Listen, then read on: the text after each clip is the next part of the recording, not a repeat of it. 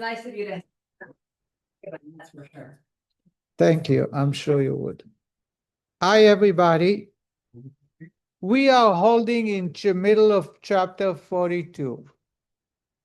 And I would like to just share with you the theme. The main theme, because to me, most important is for us to get the message the Rebbe wants. The Rebbe wants us to know that the foundation of serving God must be built on awe, respect. Doing serving God, not because I enjoy, it gives me pleasure, not because it makes sense, and not even because it builds me a penthouse in heaven. The idea, because then I'm serving myself, I'm doing it for my own benefit. I do pray, I do it kosher, not for healthy reasons. Kosher food is not necessarily healthy, by the way. All the schmaltz and all the fat and it's not necessarily healthy. I do it because God said so, and therefore it's the purpose for which I am here. The Rebbe wants us to reach the idea of respect, or I use the term fear, but not fear out of fear like you feel from a dangerous situation. Fear out of respect, awe. How do we reach that? The Talmud, the Torah tells us, God said, Moshe tells the Jewish people, what does God ask of you? Well, a small thing, just fear God. Ask the Gemara, what do you mean just fear God? It's not such a small act. And the Gemara answer, yeah, but for Moshe, it's very easy to achieve. Moshe saw God, he spoke to God, so he had great respect for God. Ask the Rebbe, now the Rebbe is asking, what kind of an answer? We're talking about the Jews, the rest of the people, not Moshe. How can the Gemara says that for Moshe it was easy? We're talking about a commandment that was given to me and you. And the sages did not, you cannot say that they underestimated the ability of a person. And they compared every person to Moshe. Therefore, the rabbi and there was going to be many stages in which the Rebbe is going to dig into this point. The first point says the Rebbe, therefore there is a Moshe in every generation. We must have someone who can assist us in instilling respect for God. That's point number one. And we spoke about it. We're going to read about it a little more. I just read a story of a child that used to be very haywire. He would be wild. He could not, as what we would call today ADHD. He had a situation. He could not sit still. One time his father took him to the Rebbe. I think it was the fifth Rebbe. And there was no labels then, but everybody knew nobody can control the child. And the father was fearful that the child is going to go and cause mayhem in the Rebbe's room. But as soon as he entered the Rebbe's room, he was very calm. He calmed down as if he was under the spell of the Rebbe or he took medication. And the Rebbe was speaking to him, the Rebbe was speaking to his father, and he was just very, very good, well-behaving. After they left the Rebbe, after all the blessings they exchanged, the father turned to the son and says, what happened to you? Are you still my son? And he says, no, I'm your son. So he said, what happened that you changed so dramatically? And the child said, I entered the king's chamber. I stood before a king. So before a king, I have to conduct myself. What the child said is that he sensed a Moshe. And in front of Moshe, there are no shtickes. There is no getting outsmarting Moshe. There is no. That's the idea in every generation. And I think I shared with you, the Rebbe pointed out, you, everyone here can serve as a Moshe inspiring others. If I can inspire you, I'm a Moshe. If you can inspire me, and don't think that only a rabbi or only a Jewish person, every human being has God's image and can inspire others to connect to God, to do the right thing. And by doing so, they become a Moshe. Is that clear? That's point number one. Point number two, says the Rebbe, it's not enough, as the Rebbe is going to use examples from diamonds. There has to be a chip of Moshe in each and every human being. I have a Moshe that can connect to the big Moshe, just like electricity. You need to have a chip, wires in your machine, in the camera, in the computer, in the iron that can connect to the wire that connects to the wall wire that connects to the generator, and that's how there is a circuit, and it's complete, and it's great, and it works. If I don't have that chip, Moshe outside of me can be a great person, very inspiring, but it does not mean nothing for me. For me, in order for me to be inspired, I have to have that chip. Is that clear? These are the first 2 points the Rebbe is making. The Rebbe goes on to say that the idea, another word for Moshe, chip in me, is what we call da'at. I think we've spoken about the 10 attributes. Now we are, so to say, putting the spotlight on the third of the intellect. There is Chokhmah, Bina, and Dat. Chokhmah and Bina are, I'm going to use different ways to explain, but they all are the same. Chokhmah and Bina is like hearing, it's sound. You hear an idea, you understand very clear, but it's in your minds, if in your mind. That is vision. I can visualize. What's the difference between hearing or sound versus visualization? Visualization will motivate me to act. And I think I delved into it prior lessons. In order for me to motivate something, a great speaker and motivator, how do they do it? They make it visualized, make the person, the listeners visualize the point. By visual, just You give us stories. the stories. Visualize. What's the power of a story? Thank you, Heidi. What's the power of a story? You connect in your eyes, in your mind's eye. That's what. Why is it called da'at? The idea of that is also expressed in Hebrew as connection. The first time you have a connection between man and wife, Adam and Eve, the Torah says, Ve'adam yoda es chava ishto. Adam knew, that is knowing, knowledge. Adam knew Eve. And anyone who has been involved with relationship will tell you that it's all about visualization. There is all kinds of methods to make the relationship when there is visualization. That's the idea of bonding. A husband and wife, they bond. They know each other. That's the Torah. The first time they have children is because they knew each other. But they had to know each other on the level of vision and not just hearing. That's the difference between Chokhmah Bina and Dat. So if I want to know what's the Moshe in me, Dat. So somebody, the rabbi is going to talk about it from a different angle. Some people have that to a greater degree, some people to a lesser degree, but everyone should be able to, need to, and serve God by bringing that into the front.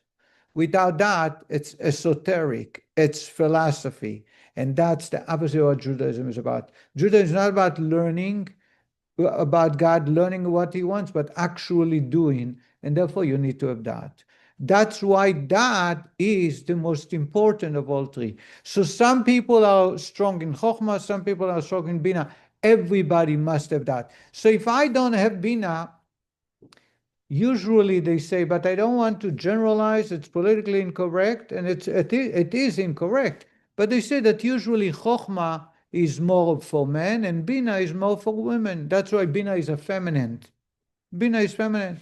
As I said many times in the development of a child, the father, the husband gives the seed, that's Chokhmah, and the mother develops it for body parts and different limbs, etc.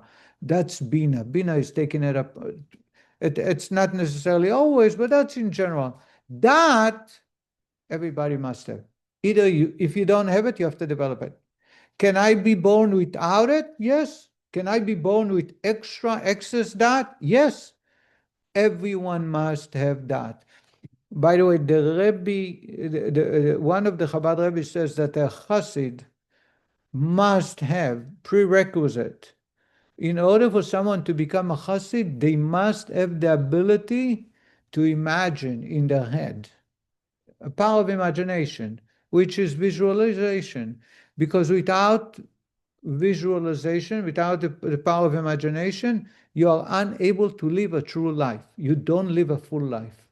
Because I know what's right, I know what's wrong. It doesn't stop me from doing what's wrong, from staying away. It doesn't stop me, it doesn't motivate me to do what's right. We'll talk about it soon, how we develop the da'at, that level, but we need to understand, and it's not said enough, that da'at is the most powerful, and it's something no one can excuse, and on the other hand, it doesn't come easy. Laziness will not walk you. Chokhmah and Bina, some people are blessed with extra access of Chokhmah. Some people have extra access of Bina. And we all need both. And you can say, I don't have it. I'm not able to. But for me, numbers. I can't figure numbers. I can't do maths. I can't do accounting. It's not for me. For other people, math is the excelling. When it comes to that, we all must have. Because without that, we didn't start living life. If I want to stay away from evil, I need to visualize the outcome. If I want to keep doing what's right, I need to visualize what will happen after I do it, after I save money, after I invest. And I'm using simple examples so that you can understand that's the relationship with God. I think I shared with you a very powerful lesson in PR. By the way, this is the Aleph Bet. This is the basics of PR. You need to have visualization. In England, they were fighting smoking, and they put ads in the newspapers all over in the media about the results of smoking, trying to persuade people. And this was done in the 80s. The tobacco companies were looking for ways to fight it back because they were losing their income, and they couldn't. Whatever they tried didn't work because the government put in an awful lot of money to prove from doctors, from testimonies, from patients, and they have plenty of visualizations about patients, lung cancer and all kinds of. So what they did was they took put an ad in the newspaper of a taxi driver, while outside on the taxi, they had a big sign, smoking will kill you, while the taxi driver is holding a cigarette, still smoking. In other words, they show that there is a disconnect between what they tell you and what's real. That really changed everything. Suddenly, everybody realized, it's in the head. That's okay, but nobody cares. We're gonna continue. I think I shared with you about the new devices today with with sugar in the blood, that is really fighting people's habits and convincing themselves, no, it's going to be good, it's going to be good, when they see right away the outcome of when they misbehave, and it really changes people. It's all about, this is what da'at, and encapsulated in the word da'at. Da'at means knowledge. Knowledge is vision, seeing. Chokhmah and Bina is hearing. I hope I made myself clear. Now the rabbi, this is what we studied so far, and it's good to refresh. The rabbi is going to talk about, how do I get that? How do I visualize my relationship with God that must be done right? There are two processes when it comes to diamonds in the ground. One is, after unearthing it, you need to dig. You need to know what you're looking for. But once you find the diamond, they look like real rocks. Only people, gemologists, will be able to know this rock is actually a diamond. there are two processes they need to do. One, clean it of mud. Just remove the other dirt that's in clinging onto it. But even that, after that was done, they need to learn how to polish. And don't think polishing is just grinding it or the edges and shaping it, making it polished. That's not true. They need to be only people who took a course and graduated. They know from which angle, which side it will bring the reflection and the color in the greatest way. They can destroy millions of dollars just by polishing it in the wrong way or cutting it or breaking it apart into certain area that will destroy the value. They could have made a lot of money. In other words, you have two parts. One is remove the dirt, and the other is polishing it properly. Says the Rebbe, in my human body, there are two ways in which, there are two methods to reveal that. One is we're going to use a harsh word, but that's what the rabbi is using, and we study it in length, is breaking of the body apart. Sometimes it's a big piece of wood, and the fire, you want to ignite it, it wouldn't work. What do? You cut it into small, what do you call those small? Splinters. Kindling. And then the fire will ignite in those kindling, and then it will ignite the big piece. Sometimes the body is so coerced that it refuses to connect to God, to listen to God's word, or to Moshe. What do? It needs to be breaking. The rabbi, not over here, but the rabbis are explaining there are three areas or three methods by which breaking of the body can happen. The first can happen, as we call it, from above, causing a person to suffer and pain, that break his heart and haughtiness is taken apart and they realize to humble themselves. Another one, we call it from the side. From the side meaning by friends, colleagues, spouses, children today. They can break a person's haughtiness and self-worth in many ways. And then there is another word breaking, we call it from below, when the person chooses to break themselves without waiting for God to do it or from friends to do it.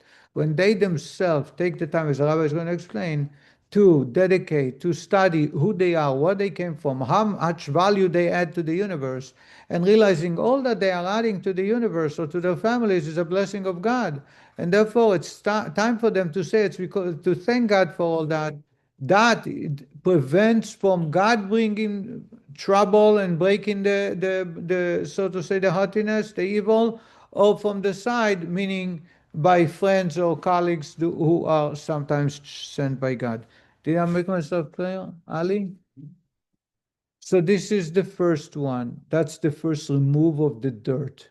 The dirt is the haughtiness, and I'm complete. I have everything. What else do I need? Oh, I'm also serving God. I'm doing what God says.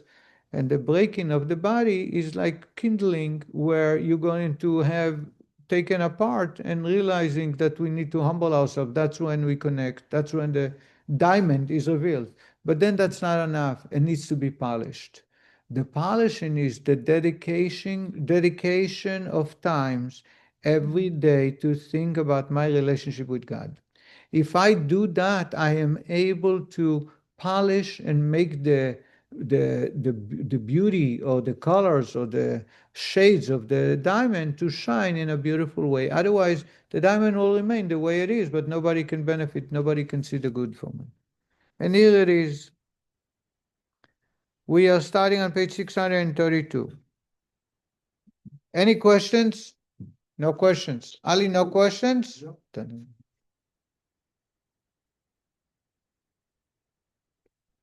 Which means that I can test you? I can test you?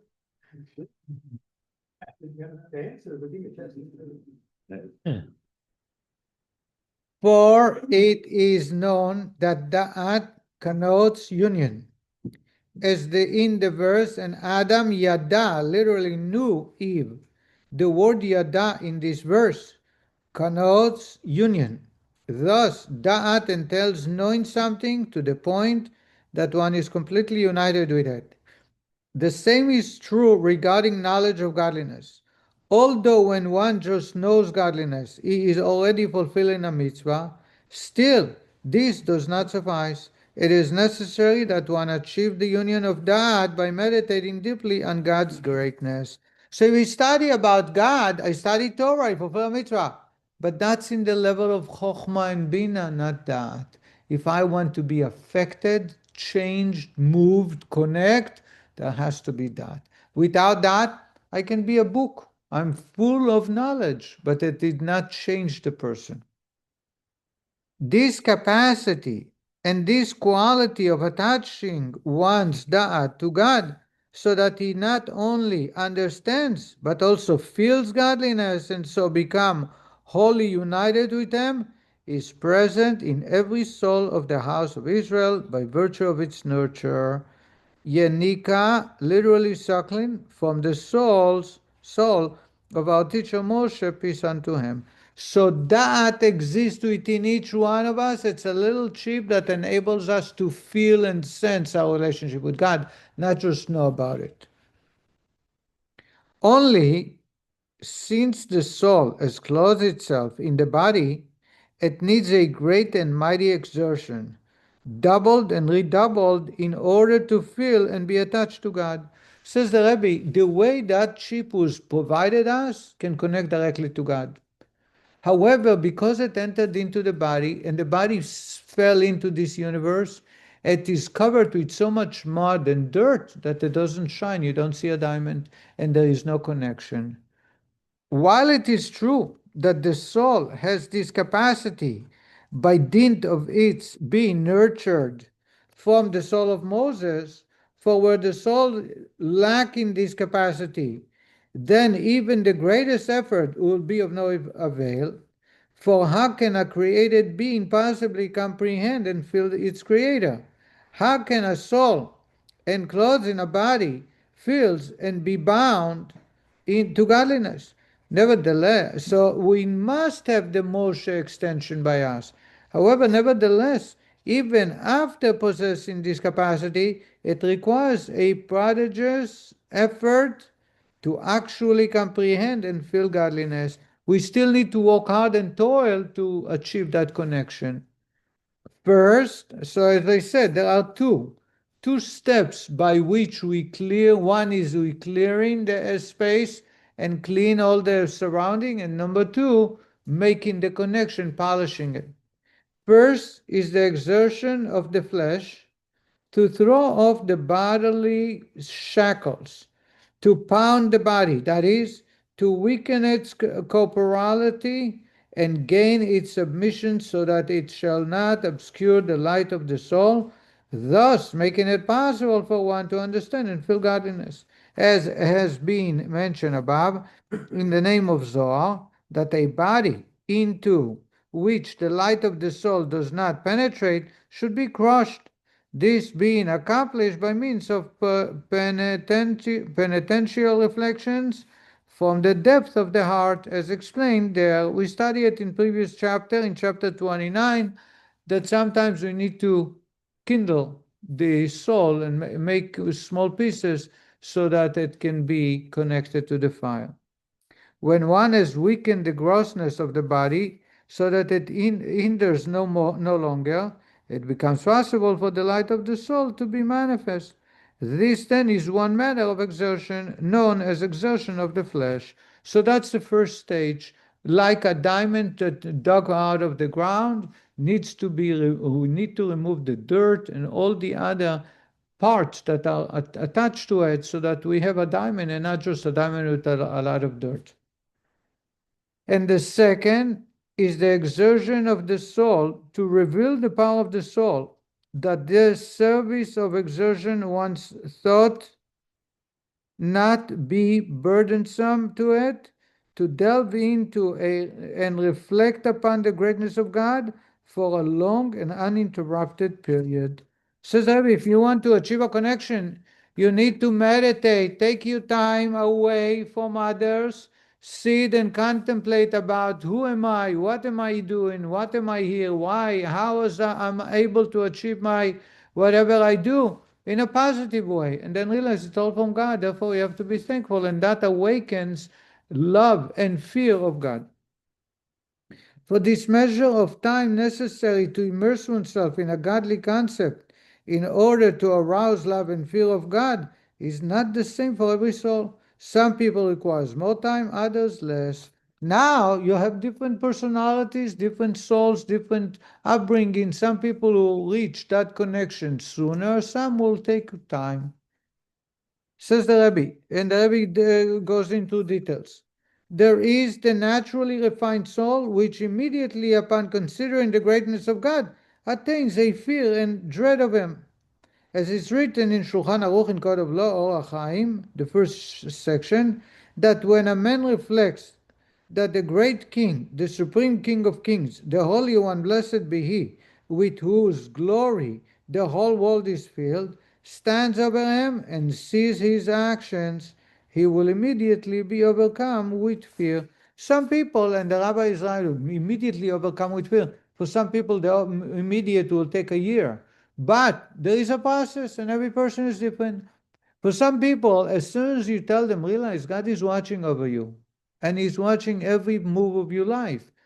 For some people, immediately it calls them to action. They visualize it, and therefore there is no challenge anymore about obeying God, disobeying God. They have established a connection. That sheep of Moses is walking right from the outset.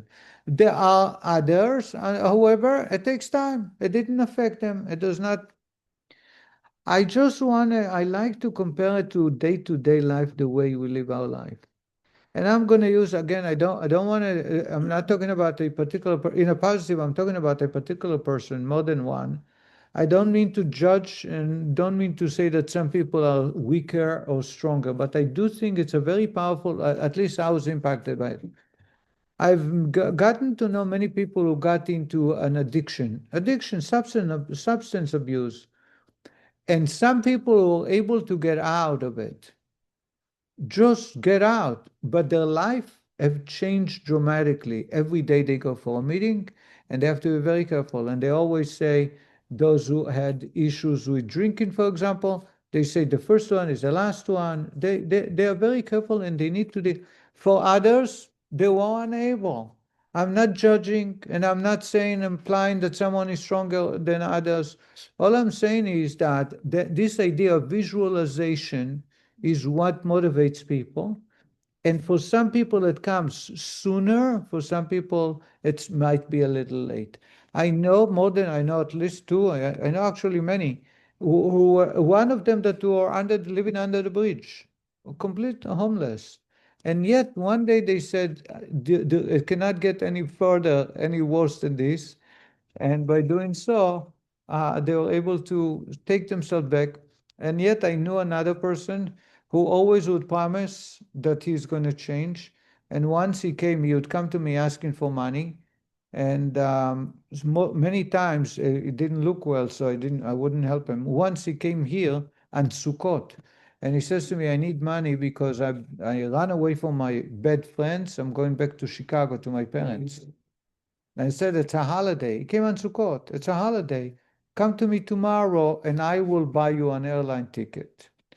Whatever. The next day he did not show up. 3 days later, I get a call from his father that police found him dead. He overdosed. He could not hold himself for 24 hours just to run away from town. But I want to share, to honor Ali, I want to share the following story. Okay. There was a man who needed a blessing to be blessed with children. So what does he do? He wasn't a chassid. So he went to the Kotel, to the Western Wall, and he's praying to God, and he's praying from the depth of his heart. Suddenly he hears the guys next to him praying to God also, as great needs. What is his need? He says, God, please make sure I get a flat tire. God, I need a flat tire. Please, I'm begging you, make me have a flat tire. The guy turned to him and says, flat tire? What is a flat tire? What kind of a prayer is that? So the man turned to him and says, let me tell you. about 2 years ago, somebody told me about a stock, and I put in $1,000, and it grew to $1 million. So now I became a millionaire. I started spending money. And then I invested a little more in another stock, and I grew by the end of the year, 2 years, by the end of 1 year, I had $2 million. But guess what? They say that life and luck is like a wheel. A wheel. So you're already getting it.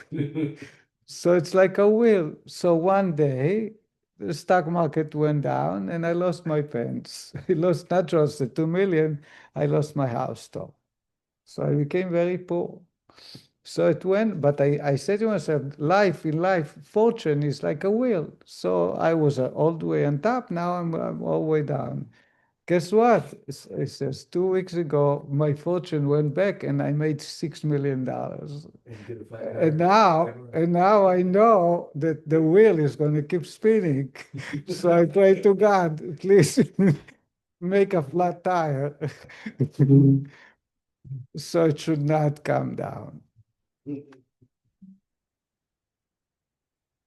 Better to write the story for me. Yeah. So we all need a flat tire sometimes.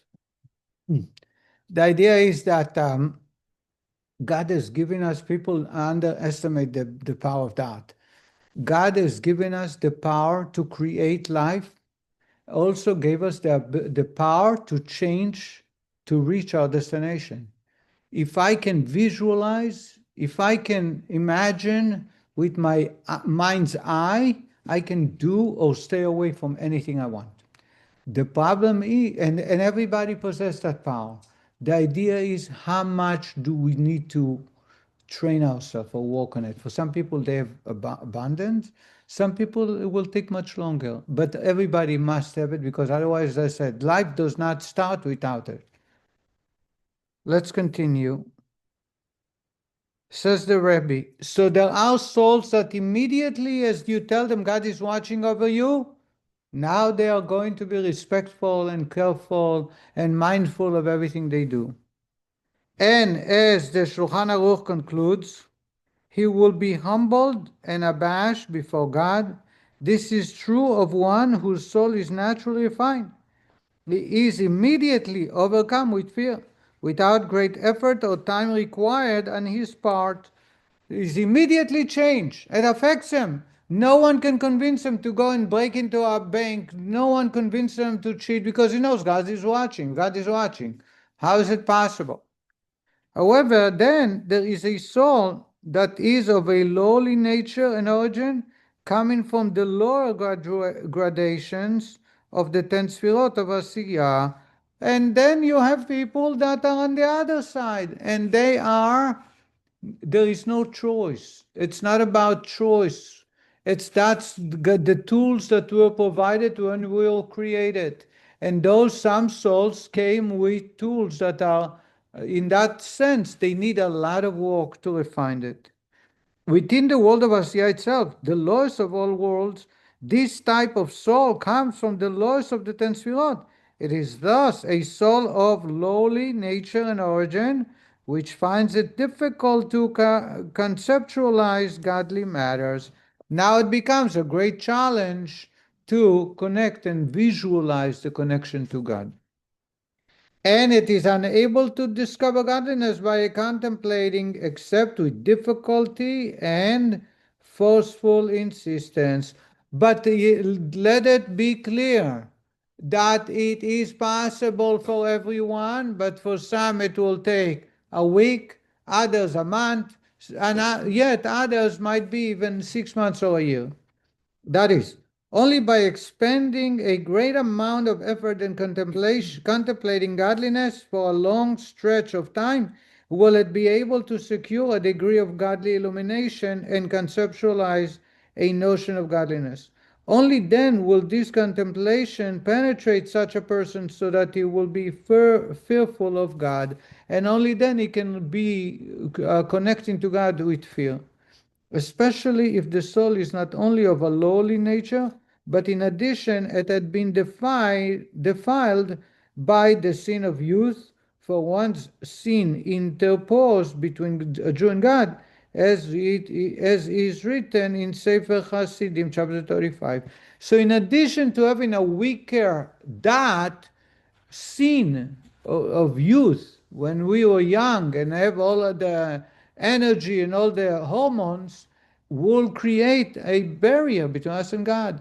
And by doing so, to be able to penetrate the barrier takes a lot more efforts. You need a jackhammer, you need an electric saw. It's a much more difficult achievement to connect to God. Nevertheless, with difficulty and with forceful effort, when his thought greatly exerts itself with vigor and great toil and intense concentration, immersing itself in contemplation of the greatness of God for a long time, as Rabbi Yosef Yitzchak, Sixth Lubavitch Rebbe, said in a talk, that a long time, in quotation, means an hour today, an hour tomorrow, until ultimately the repetitiveness of intense concentration day after day will ensure that no matter how lowly the soul may be, there will certainly come to him at least the lower level fear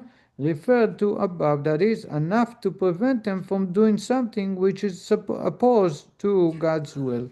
Says the Rebbe, you got to keep walking and walking and walking and walking. Rabbi Akiva, when he was 40 years old, he couldn't read. He was a very low-life person. One day he saw a hole in the rock, and he was inquiring what made the hole, and he was told that there was water dripping every day or continuously, drop after drop, and that created a hole in the rock. And he says, water are very soft, and the rock is hard, but because there is consistency, without interruption, it penetrated the rock. How much my brains is soft, the Torah is harsh. And he went and he studied in yeshiva. He got permission from his wife Rachel. He went, as the Gemara says, he sat down in first grade with 4 years old kids. He was 40 at the time, with 4 years old kids to learn how to read Aleph Bet. He wasn't bashful because he knew he has to connect, and he doesn't stop until it happens. And then he became a student of Rabbi Lezer and Rabbi Yeshua, and he became, from Akiva, he became Rabbi Akiva, the one that gave us, just like Moshe gave us the written Torah, Rabbi Akiva is responsible for giving us the oral Torah. All that started because he said to himself, he has to go away. He has permission from his wife to go away so he don't have to be busy with taking care of the house, supporting the family, and just studying Torah continuously without giving up. And only then it happened. Did Rabbi Akiva had possessed that? I don't know. I can't judge me compared to Rabbi Akiva. But we know that he made a major change, and the change affects us until this very day. That change did not come easy. He had to leave his family, and he learned with 4 years old. But he knew that's the only way to do it. So therefore, there is no shortcut. There is so much that can be said to this point, but I think it's fairly clear. With regards to the Alter Rebbe's above assurance that no matter how lowly the soul, and notwithstanding its previous sins, still with intense concentration on God's greatness, it will surely attain the low level of fear. The Rebbe comments, we also understand from this that even before attaining this level of fear, the person will surely succeed in undoing his separation from God that was brought about through his sins. That is, he will regret his sins and repent. In other words, the Rebbe says, even if you didn't reach the goal, your destination was to establish a connection to God that is visualized, that is live, that is all empowering you to do what's right and stay away from sin. Even if you didn't reach that level, the fact that you keep trying and concentrating and contemplating and meditating, it will create teshuvah. it will remove all the sin and the barrier that was created between us and God. And as the rabbis of blessed memory have said, if a man says, I have labored and I found, believe him. There is a statement in the Talmud. If someone says, I didn't labor and I found, we don't believe him. If someone says, I labored and I did not find, we don't believe him. If he says, I labored and I found, we believe him. Did you understand what I just said? So let me put it in layman's terminology. If someone says, I put a great effort and nothing came out of it, don't believe him. We tell him you didn't put enough effort. If someone says, I didn't put any effort and I found it without effort, don't believe him, because there's no free lunch. It doesn't happen by itself. If someone says, I labored, I worked very hard, I invested time, effort, and energy, and I found, believe him. That's when you believe him. There is no such thing as finding something that's worthwhile without putting an effort. There is no such thing of not finding with putting a lot of effort. There is such a thing, putting an effort and finding. By the way, the Rebbe points out that the terminology is I found. You know what's the difference between I found or I got rewarded? You get rewarded according to your efforts. So you put in 10 hours, you get paid. The minimum wage is $20, you get paid $200. You put in on a 5 hour, you get paid $100. You put in 30 hours, you get paid $600. That's not found. Found is something that is that cannot be compared to the efforts. In other words, God is asking for us, in order for us to achieve any goodness, any greatness, I must put an effort. But the reward, the finding, the return is far, far greater than the effort put in. That's why we call it I found, like finding a lost object where I cannot say that there was a comparison between my efforts to the finding. Yes, Harry? You putting the right Malcolm McDowell wrote a thing about a 10,000 hour rule that every successful person you find in this world has put in at least 10,000 hours worth of effort. Everything is done. We included with the Beatles, with all these people who invented things, they all put in at least 10,000 hours of their time. Right. So that every athlete, that's what I saw, every athlete that made it to Major League had to be putting between 8 to 10,000 hours of training. And once they achieved greatness, they made it to the major leagues, they would spend an average of 10 hours a day, which is crazy. Otherwise, they would lose it. The talent, so we call them very, very great talented people. That's true. But there has to be a lot of investment, a lot of effort put in. But the rabbi here is talking about every human being. You must put the efforts. If you put an effort, you'll get rewarded. And it is also written with regards to the success one achieves when he labors to attain the fear of God. If you seek it like money and search for it as forbidden treasures, then you will understand the fear of God. Meaning, this means, in the matter of a person seeking a hidden treasure buried in the depths of the earth, for which he digs with tireless toil, for he knows that it is surely buried there. Just like when someone is searching for underground to find different metals, silver, copper, platinum, or gold, he knows it's there. He has to sift it, he has to unearth it, bring it back and sift it, whatever needs to be. There's a lot of toil, a lot of hard work, but he truly knows in this area there is going to be treasures. Says the Rebbe, so must one delve with unflagging energy in order to reveal the treasures of the fear of heaven, which lies buried and concealed in the understanding of the heart of every Jew, every Jewish individual. Says the Rebbe, it's there. It's like depth, in the depth of my heart. It has to be unearthed, and with a lot of toil, and to separate the dirt from the diamond or from the metal, and then you'll have it. Says the Rebbe, since this treasure is surely concealed within every Jewish heart, All that needs to be done is to dig it out and seek to reveal it. This understanding of the heart, being of a quality and level transcending the limitations of time, hence it cannot be said that during a particular time this treasure is lacking and unattainable. Says Rebbe, and this is the natural hidden field referred to above. In other words, you have a Moshe in every generation, someone that inspires us. There is a Moshe within each one of us. That Moshe is called da'at, visualization. Some people say, I don't see it, I don't have it. We say to them, you have it, it's buried. You have to dig. Just like if you were told there is treasure buried here somewhere, people don't get tired. They will continue digging and digging and digging until they find. If you do not put the effort, don't expect the results. You get the results only after you put the efforts. The same is with the visualization that exists within each one of us. Some people will reach it sooner, some people will take later because they have sins that create a separation between us and God. Naturally, that's the way they were born. But everyone can reach that level.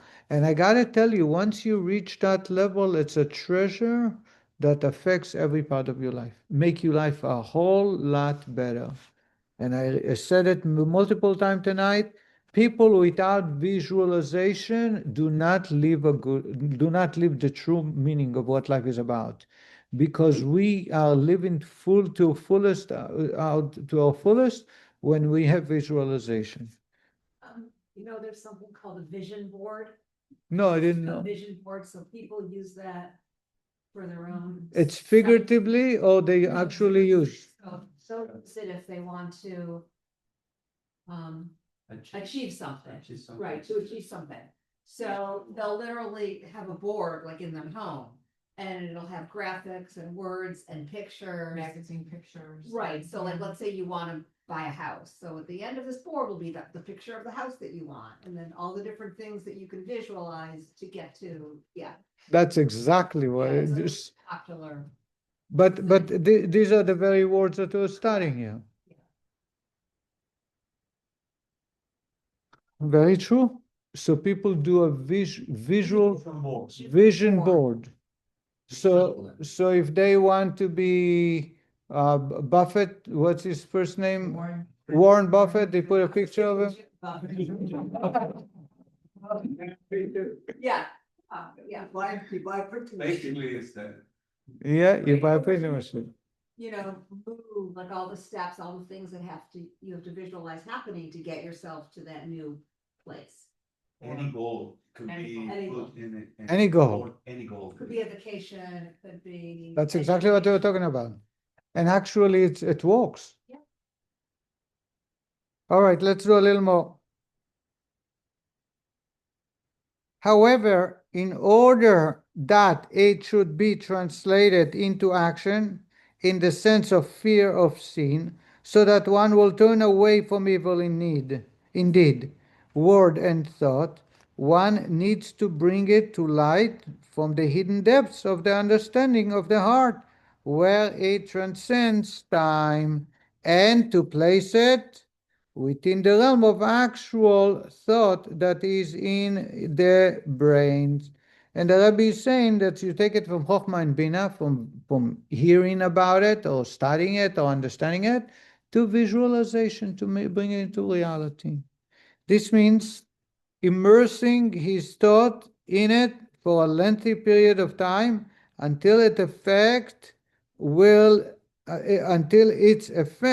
emerge from the potential into the actual, so that it affects the soul and body of man, so that he will turn away from evil and do good in thought, speech, and action, because of God, who looks and sees, hears, and listens, perceives all his deeds, and searches his kidneys and heart.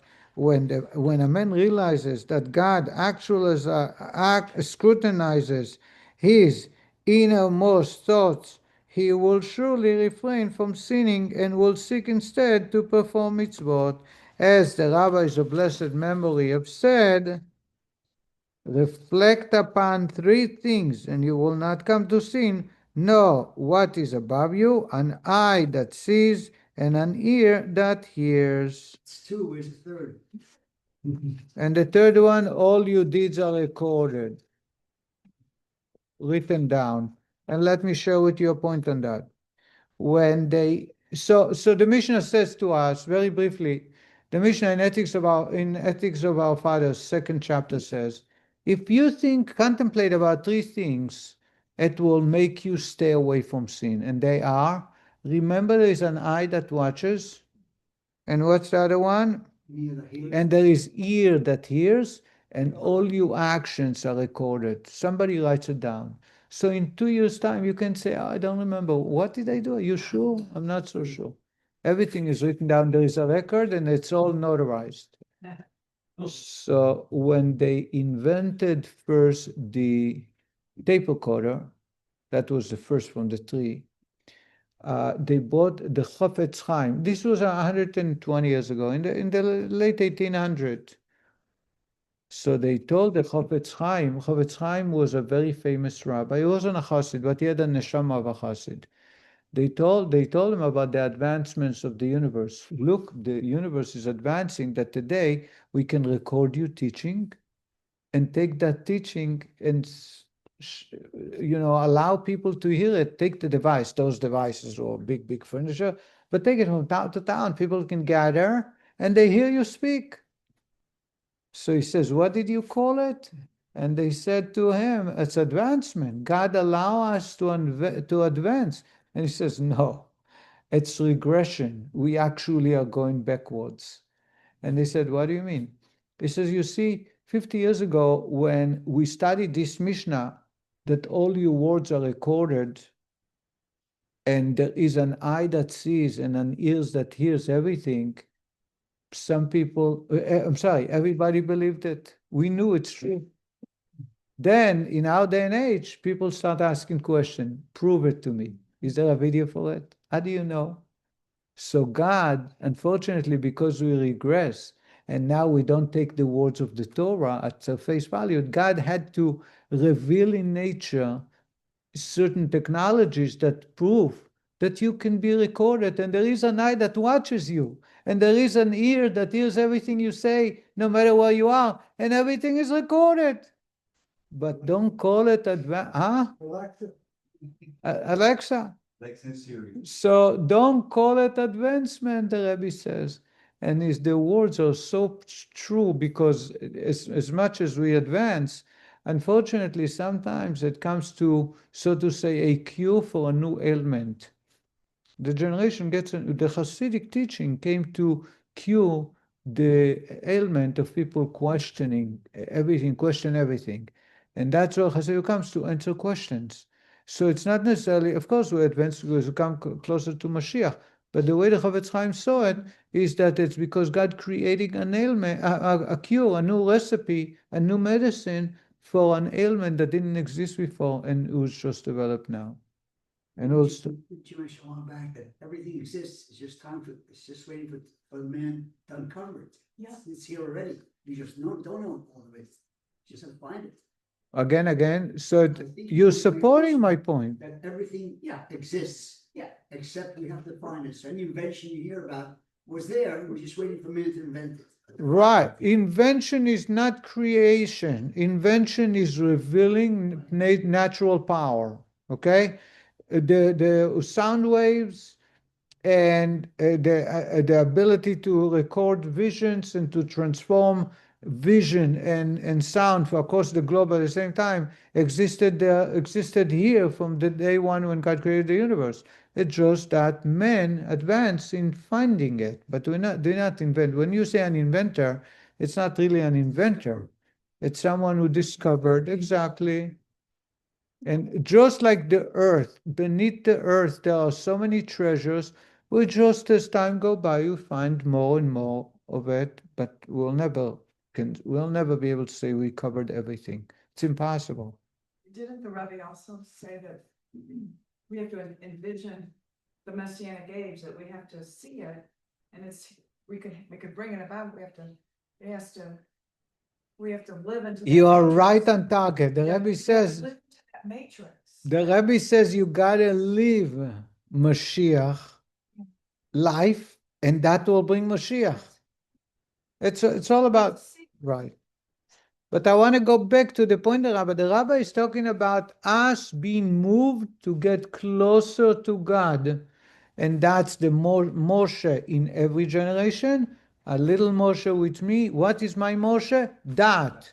And that is something that everybody has. Some people need to work on it more than others for whatever reasons. And there are two methods. One is removing the sediment, the dirt, and the second is polishing it. Polishing it is through meditation, contemplation about who am I and what's my relationship with God. And that will create and continuous over and over and over, it will establish a relationship between us and God, thus bringing the da'at, the fear of God into reality, and no one can be immune from it. No one can escape it. No one can say, I never am able to do that. It's impossible.